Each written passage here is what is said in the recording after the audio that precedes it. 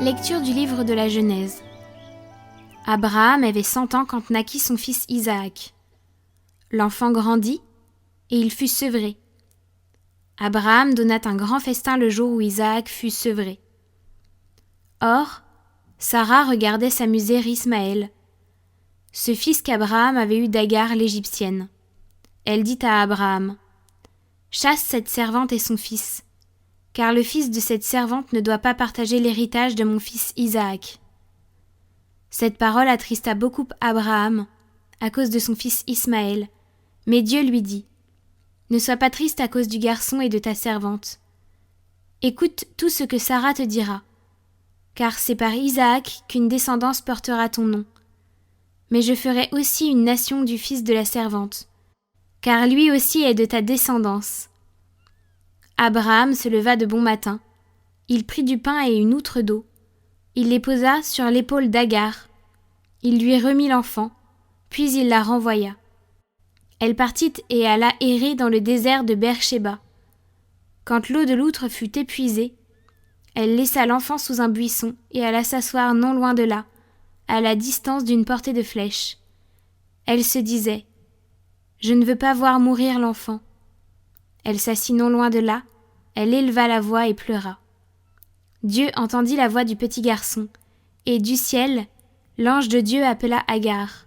« Qu'as-tu, Agar ? Sois sans crainte, car Dieu a entendu la voix du petit garçon sous le buisson où il était. Debout, prends le garçon et tiens-le par la main, car je ferai de lui une grande nation. » Alors, Dieu ouvrit les yeux d'Agar, et elle aperçut un puits. Elle alla remplir l'outre et fit boire le garçon. Dieu fut avec lui. Il grandit et habita au désert, et il devint un tireur à l'arc.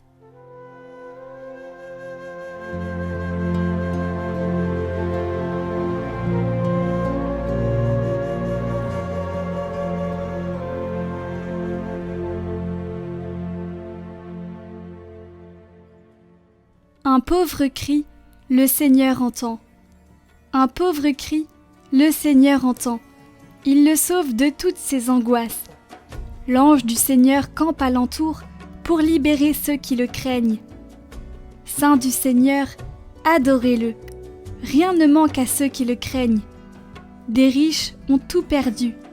Ils ont faim. Qui cherche le Seigneur ne manquera d'aucun bien. Venez, mes fils, écoutez-moi, que je vous enseigne la crainte du Seigneur. Qui donc aime la vie et désire les jours où il verra le bonheur.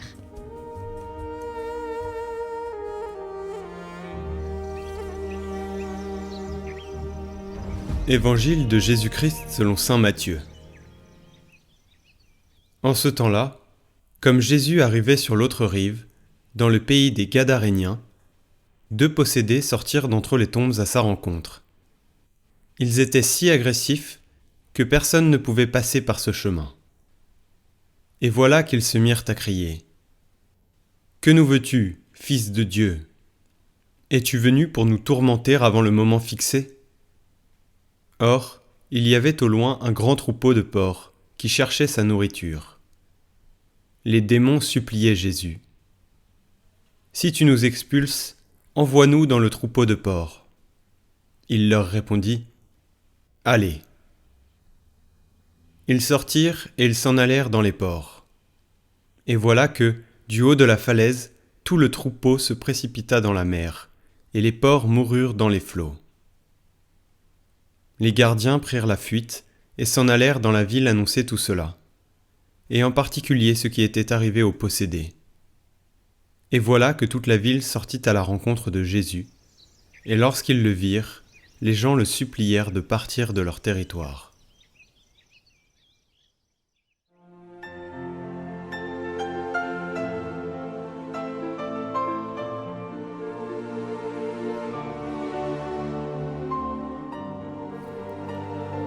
Il y a des prêtres qui, lorsqu'ils lisent ce passage de l'Évangile, celui-ci et d'autres disent « Jésus a guéri une personne atteinte d'une maladie mentale ».